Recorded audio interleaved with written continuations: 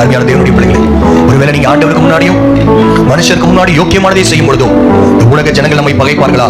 நிச்சயமாய் பகைப்பார்கள். அதை பத்தி பிரச்சனை இல்லை. அதே தான் ஆண்டவர் முன்னாடியே அதே 5ஆம் அதிகாரம், மத்திய 5ஆம் அதிகாரம் 11ஆம் வசனத்தில் சொல்லிட்டாரு. என் நிமித்தம் உங்களை நிந்தித்து துன்பப்படுத்தி பலவித தீமையான மொழிகளை உங்கள் பேரில் பொய்யாய் சொல்வார்கள். ஆனால் கரங்களை தட்டி ஆண்டவருக்கு நன்றி, பாக்கியவான்களா இருப்பீங்க. அதனால நீங்க என்ன பண்ணுங்க, கொஞ்ச நேரம் கவலைப்படுங்க. இல்ல, அடுத்த வசனம் சொல்லுது, சந்தோஷப்பட்டு களி கூறுங்கள்.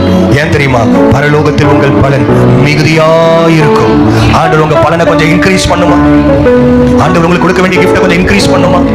உங்களை பத்தி பல விதமா பேசலாம், இல்லாததை பேசலாம், பொய்யானதை பேசலாம். அதற்காக சந்தோஷப்படணும். என்னை பத்தி யாரும் தவறா பேச மாட்டேங்கிறாங்களே அப்படிங்கிற ஒரு சின்ன வருத்தம் எனக்கு இருக்கு. அல்லேலூயா. ஒரு சில பேர் பேசுறாங்க, காலையில் வருது, இருந்தாலும் பத்தாது. அல்லேலூயா. என்ன வேணா பேசட்டும். ஏன்னு சொன்னா அதை குறித்து கவலைப்பட அழைக்கப்படல, சந்தோஷப்பட என்னை கர்த்தர் அழைச்சிருக்கிறேன்.